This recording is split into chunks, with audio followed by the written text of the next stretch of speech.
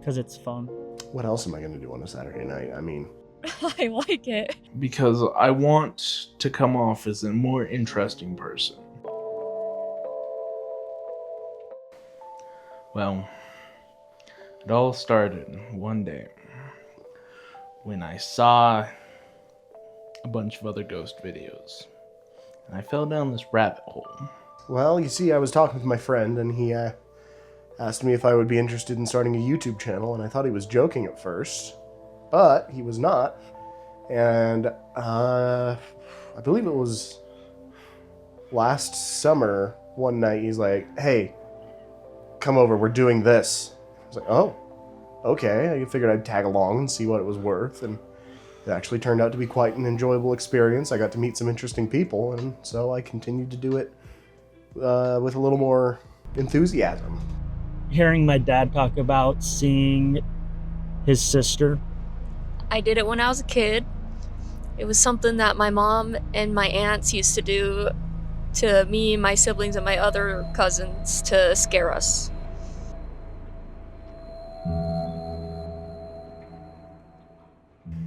Well, it's actually just a really cool thing to be able to do. Like, when else are you going to be able to walk around these places borderline unsupervised late at night where you and your friends are the only ones that get to walk around, and then you also get to investigate the sort of things that are lingering there and sort of get a little more experience about the place than the average daytime tourist, I would say. I just have a lot of fun.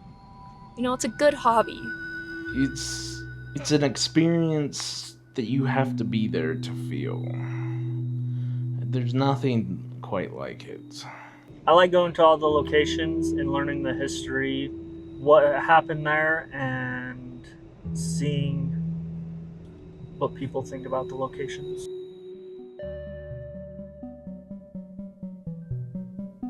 I think probably connection to the afterlife. Cool stuff to post on YouTube. A full body apparition. I can't really say that I'm looking for anything in specific. I guess I'm showing up and seeing what the entities are willing to show me. I'm not trying to set any expectations for them.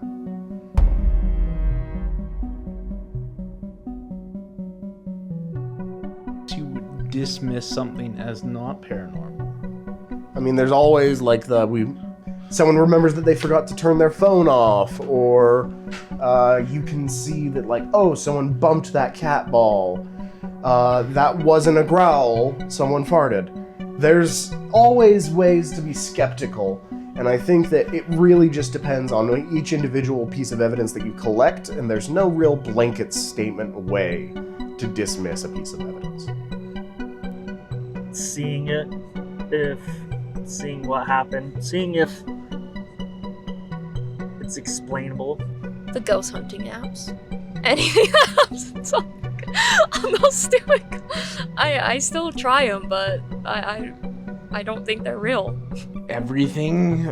I mean, for any little reason, we can dismiss anything for not being paranormal. If there's even a doubt in my mind that it's not paranormal, usually we don't count it as paranormal.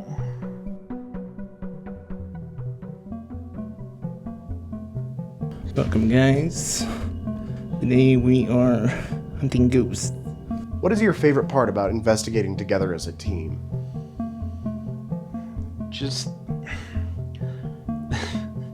the ability to share experiences with some of your closest friends is so much fun. Just like you said earlier, just being able to look at someone and you both aren't quite sure what just happened, but you know something happened, is one of the best experiences in the world. Like, what was that? I really hope that you have some B-reel. I just heard something move. I heard something that sounded like something fell. What does each member bring to the team? McKinley brings the cameras and the smartness. Brad brings the funniness and the witty comments, and I'm jealous that he's so much more funny than me. And I'm not saying that because he's sitting across from me. Morgan and Jordan, they both bring sort of a fun dynamic, them being a couple, so they get some... They're fun to have around. They're always good friends at work and good friends in person, and they bring a perspective that a single guy such as I might not be able to see with especially some of those more romantic ghosts. McKinley brings everything to the team. No one else brings anything to this team. I wish that we could get a smash cut to like all the gear around you right now.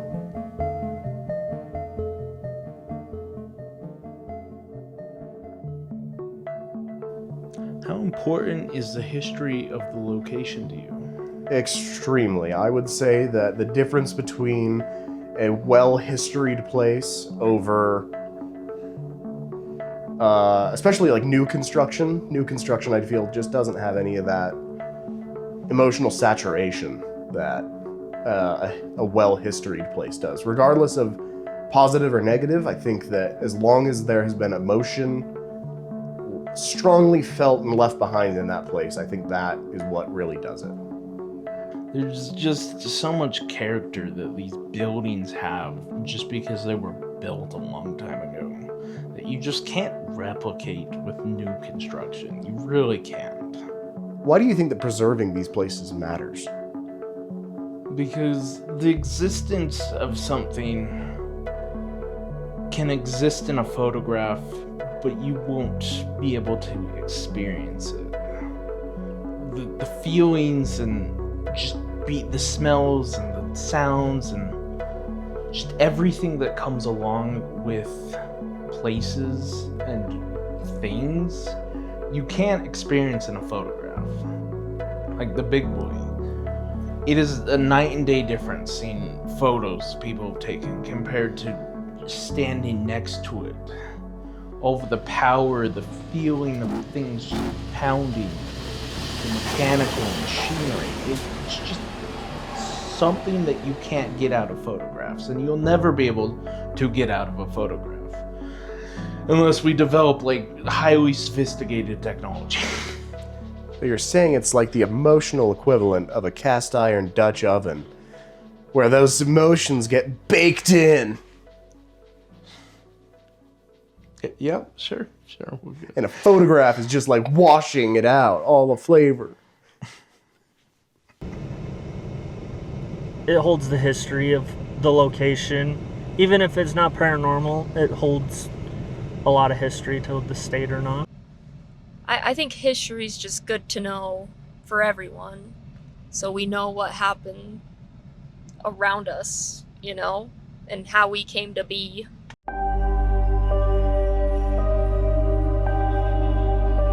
What's the most memorable thing that you've experienced? At the Hewish Theater, when a ghost whispered in my ear. Did you just say wow? I didn't hear anything. There's no explanation for that. There really isn't. That I think would be the first ghost hunt we did back at my workplace, where I went into it thinking that none of our stuff was going to do a thing.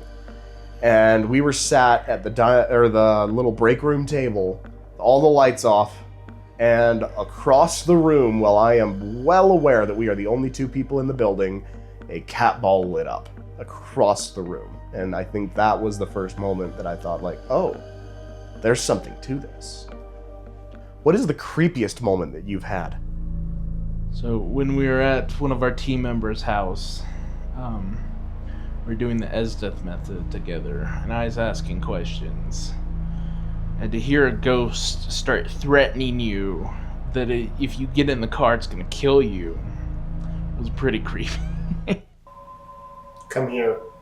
Where are you? In his car. You're in his car? Why are you in his car? Want to play. You want to play a game in his car? I don't think so. I don't think it's anything that we've had on our investigations, but it was the one at my house that I was just sat by the front door. I had everything ready for work, and I was just kind of waiting for it to be time to go. And clear as day, I heard my name whispered behind my ear. And I got up, looked around, made sure no one else was awake, and decided that I would go to work about half an hour early that day, because I was not comfortable being in my own house. That I would say is paranormal. I remember cooking dinner one time, and I felt like someone was rushing at me, and I turned around, and there was no one there. So it scared me pretty good because I didn't know what was going on. Probably being in the coal chute at, what's that place called? Hewish. Yeah, Hewish movie theater, yeah. It was creepy. Where are you right now? Corner. Oh God. Jordan, will you come in here with me? What corner? Come in here. Oh, I'm not coming in there. Come Last in time here. I touched the thing, it about eat shit. What's the funniest thing that has happened during an investigation? The sassy old lady ghost. And it kept hitting you. It kept hitting you. And it just kept hitting you. And it just kept hitting you. She may not have had hands to throw, but whatever she had, she was throwing them. Listening to McKinley get made fun of and Brad get made fun of. Hello, Spirit. What's your name? Okay. Well, then awesome. Fire. Like I said before, it's just really fun. I like it. And I also just like being scared. I like the thrill, you know? I also love horror movies, so. I ghost hunt because I want to come off as a more interesting person. But with that being said, I'm not doing it because I want to be more interesting to other people. I'm doing it because I want to be more interesting to myself and have more stories that I can just tell people. I come up and, you talk to me and you're like, what do you do for fun? I'm like, I go ghost hunting. People are like, what? Really? Who does that? I do that. A bit spicier than stamp collection. Because it's fun. What else am I going to do on a Saturday night? I mean, what better am I going to do on a Saturday night? It's a great time. I get to hang out with some of my favorite people. And I get to bring these wonderful places and stories to you, the viewer.